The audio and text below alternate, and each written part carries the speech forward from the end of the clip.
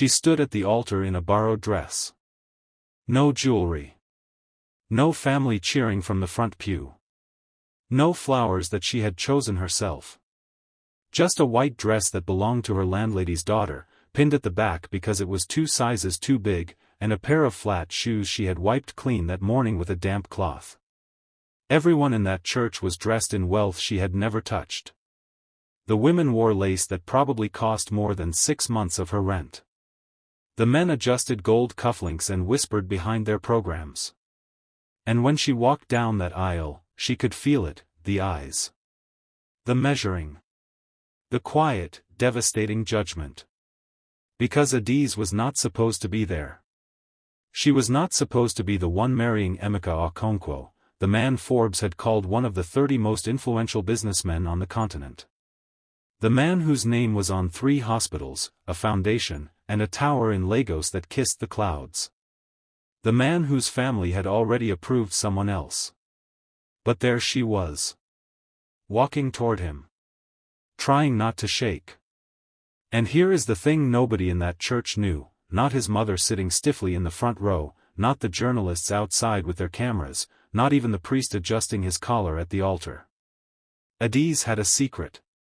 A secret that, if revealed, would not just destroy the wedding. It would change everything Emeka thought he knew about his own life. And she was about to carry it all the way to the altar. Let me take you back. Because this story does not begin in that church. It begins in a small, dusty room in Enugu, with a girl who had nothing but a dream and the stubbornness to protect it. Adaeze Nwosu grew up in the kind of poverty that teaches you to be invisible. Her father repaired shoes by the roadside. Her mother sold akara at dawn, waking before the sun to feed children who never had quite enough. There were 5 of them in 2 rooms, and Adaeze was the second born, the quiet one, the one who read by the light that leaked under the door when everyone else was asleep. She was brilliant. Her teachers said so. But brilliant girls from poor families in Nigeria learn very quickly that brilliance alone will not open every door. She got a scholarship to study at the university in Nsukka.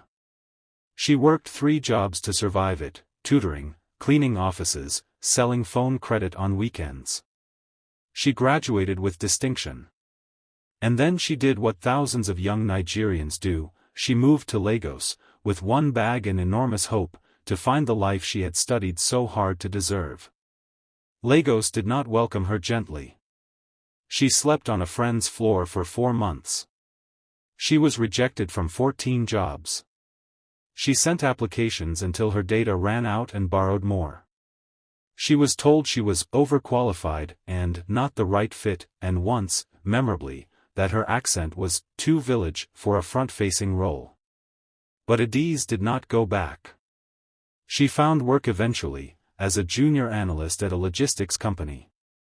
Small salary, long hours, a boss who took credit for everything she produced. She lived in a single room in Surulere and learned how to make a pot of soup last 5 days. That was her life when she met him. It was not romantic at first. She was not looking for romance. She was at a professional development seminar she had paid for from 3 months of saving, sitting in the back row with a notebook, trying to absorb everything, when the keynote speaker said something that made her stand up and challenge him, politely, precisely, with 3 data points she had memorized from a report he had clearly not actually read. The room went quiet. And then someone laughed. Not mockingly. Genuinely. She turned to find a man in a simple gray kaftan watching her with an expression she could not immediately read. Not anger. Not amusement. Something closer to interest. "She's right," he said to the room. And that was all. After the seminar, he found her at the water station. "Emeka," he said, extending his hand. She shook it. "Adaeze." He didn't tell her his last name. She didn't ask. They talked for 40 minutes about supply chain logistics and African infrastructure, and she forgot, entirely, to be nervous, because the conversation was too interesting. He asked for her number. She gave it. 3 days later he called. She did not find out who he really was until their fourth date, when she Googled his number out of the basic self-preservation instinct any Lagos woman develops, and the results stopped her heart. She almost ended it that night. Not because she was not interested, but because she had seen this story before, not in her own life, but in the lives of other women. The poor girl, the rich man, the temporary fascination. She had too much self-respect to become someone's season. She told him this, plainly, on their next meeting. He looked at her for a long moment. And then he said something she did not expect. "I know. And I'm asking you to give me the chance to prove you wrong." She gave him 6 months. He spent every one of them showing up. Subscribe for more powerful stories, and if you are still here, comment, "I'm still watching, this one is just getting started." By the time he proposed, Adaeze was deeply, irrevocably in love. And terrified. Because love had not changed her circumstances the way people in films pretend it does. His family had not embraced her. His mother, Chief Mrs. Ngozi Okonkwo, was a woman who wore her disapproval the way other women wore perfume, quietly, pervasively, everywhere. She called Adaeze that girl. Not by name. Never by name. There was another woman, Chisholm, the daughter of a senator, raised in Ikoyi, educated abroad, fluent in 3 languages and completely comfortable in the world Emeka moved through. Everyone, including Emeka's closest friends, assumed they would eventually end up together. When the engagement was announced, the attacks began. Social media was first. Anonymous accounts. * Who is she? Where is she from? What does her father do? * Then came the articles, thinly disguised as society gossip. Then came his mother, who called Adaeze to a meeting, alone, without Emeka, and placed an envelope on the table between them. "There is enough here," Chief Mrs. Okonkwo said, "for you to start your life somewhere comfortable. Abroad, if you want. We can arrange it." Adaeze looked at the envelope. She looked at the woman across from her. "Keep it," she said, and stood up. She did not tell Emeka about that meeting. She should have. But she was afraid, not of his mother, but of becoming a burden to him. Of being the reason his family fractured. She had spent her whole life trying not to be too much. Old habits are the hardest to break. She carried that silence all the way to the wedding. And then, 3 hours before the ceremony, something happened that cracked everything open. She was in the bridal room, alone for a moment, when her phone rang. Unknown number. She almost didn't answer. Adaeze. The voice was female. Clipped. Careful. "My name is Ifeoma. I worked for Chief Mrs. Okonkwo for 11 years. I am calling because I cannot keep this anymore." Adaeze sat down slowly. "There is a document," Ifeoma said. "In the family archive. It was sealed, but I saw it. 11 years ago, your father, Chukwuemeka Nwosu of Enugu, he saved someone's life. He pulled a man from a vehicle accident on the Enugu-Onitsha road. That man was Chief Okonkwo.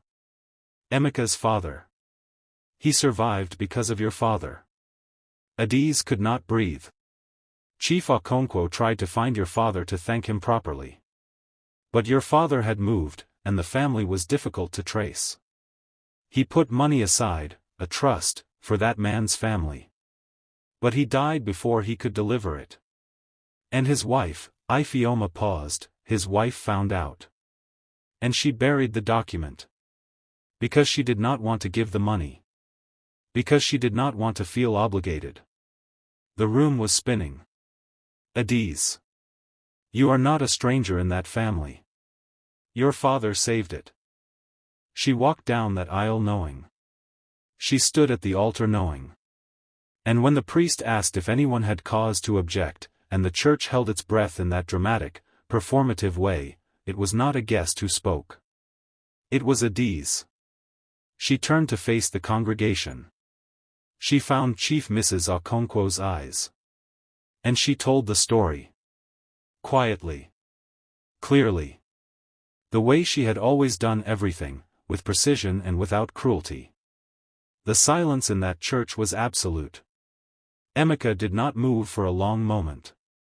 And then he reached into the inside pocket of his agbada. He withdrew a folded document, old, slightly yellowed at the edges. "I found it 2 weeks ago," he said softly. "I was going to tell you after the wedding. I didn't want anything to overshadow today." His voice was thick. "Your father was a great man, Adaeze. I have known it since I found this. I just didn't know he was yours." His mother stood. And for the first time since Adaeze had known her, she had no words. The wedding continued. But it was different now. Not because of the money, or the document, or the inheritance that was eventually, properly transferred. But because of what the truth had done to the room. It had cleaned it. The way only truth can. Here is what I want you to take from this story. We spend so much of our lives trying to make ourselves acceptable to people who have already decided not to see us. We shrink. We stay quiet. We carry silences we were never asked to carry, because we are afraid that our full truth is too much. But your story is not a liability.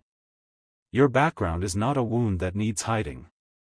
Sometimes, the very thing you are most ashamed of, the borrowed dress, the roadside father, the dusty room, is the thing that holds the greatest dignity.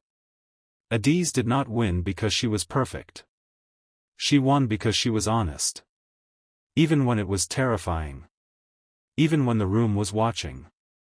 And her father, a man who fixed shoes and pulled strangers from burning cars without asking for anything in return, her father had already written her worth into the world long before she arrived to claim it.